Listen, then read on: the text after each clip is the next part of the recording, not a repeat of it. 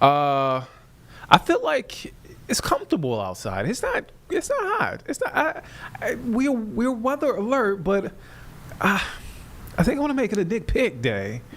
I think I want to make it a Nick Pick. Is that allowed? I think that is allowed. What are the rules of this You competition? know what? We had clouds. Okay. So the clouds make it cooler. So I know what you're talking about. I Yeah. actually had my morning coffee out on the porch. Oh. Dare I say? Because it's a Nick Sure. Pick. Nick's pick for the morning, at least first half Yeah, of the for the day. first half of the as, day. We are expecting Yeah. storms, and we are weather alert from about 2 p.m. this afternoon until about midnight. Now, this is first going to go up towards the high country and eventually make its way down here in the Charlotte area, close to around 6, 7, 8 o'clock. So that is our weather impact window. Main concern with this is going to be a couple of thunderstorms that could produce some damaging wind gusts. That's upwards of about 58 to 60 miles per hour. The potential for slow moving downpours to create some flash flooding concerns.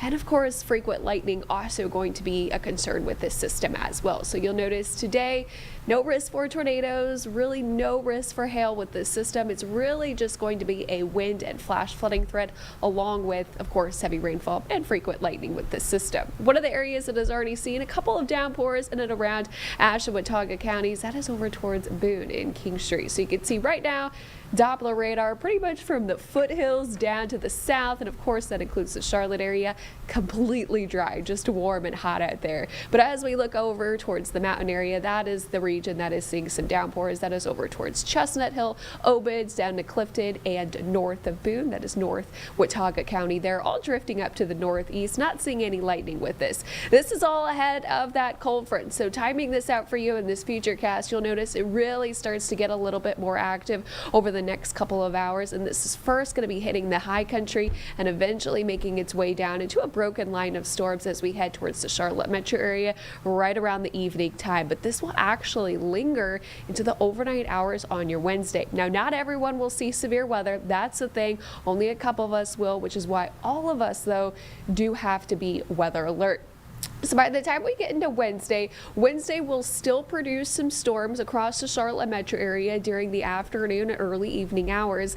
But as that cold front slides through, we're looking forward to drier conditions as we head towards the end of the work week. So cold front, that's going to bring us the rain and thunderstorms. And as it slides through on Wednesday, going to produce those showers. But behind it, drier air. And in fact, as that cold front continues to slide down to the south, it has the chance to develop a coastal low off the coast of Florida, which is why National Hurricane Center has tagged this area, and it tagged this area actually on over the weekend, now has up to a 30% chance of tropical cyclone development over the next 7 days. So as we head to 4th of July weekend, the chance to see another tropical storm develop over there, but regardless, it's going to be bringing lots of rain to the Florida beaches. And the next name up on the list would be our third named storm so far this year. Chantel is up next. Live view over our Dallas camera started the morning off with clouds, now starting to see some sunshine break out, and temperatures are heating up. We are at 86 degrees, a dew point of 73. That is tropical like air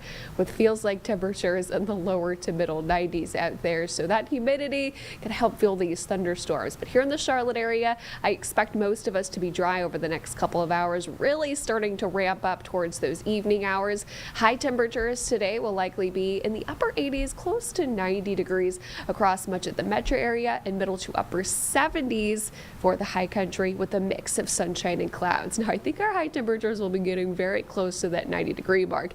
If we do hit 90, then we would actually continue our heat streak. So far, we've had 12 consecutive days with high temperatures 90 degrees and above, but if we hit 89, we will officially break that streak. If we hit 90 today, then we'll add number 13 to that. But we are expecting to see a dip down in temperatures for Wednesday. It's going to be brief, upper 80s, but it is going to be our first below average day that we've seen in over 2 weeks. This is going to be briefly cooler air. Will be turning the heat right back up above average as we head from Thursday and increasing to 95 for the start of next week.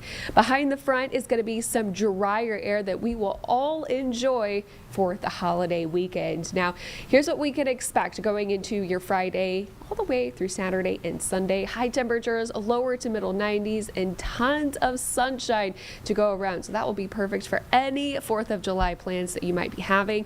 Today, though, we got to stay weather alert. We've got that advancing cold front coming, and that is going to bring more widespread showers and thunderstorms across the area, although only a few of us will get in on some of those severe storms. Also going to be looking at the potential for localized flooding, so stay up to date with that weather forecast on WCNC Plus all day long. We'll have a couple of leftover showers and storms as we approach your Wednesday.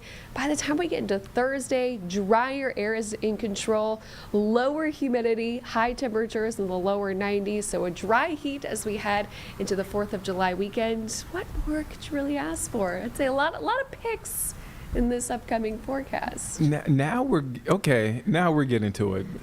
It's becoming a part of the language, the lingo. I love it. It is a Nick pick for the first half of the day. Yes. But I have the right to do that, though. It could be a half-day pick, half-day ick. I like that. It is. It is. It's all up to you. All right, Becca. Becca will be back in the next hour, giving us an update on things. Becca, thank you for your time. Of course. All right.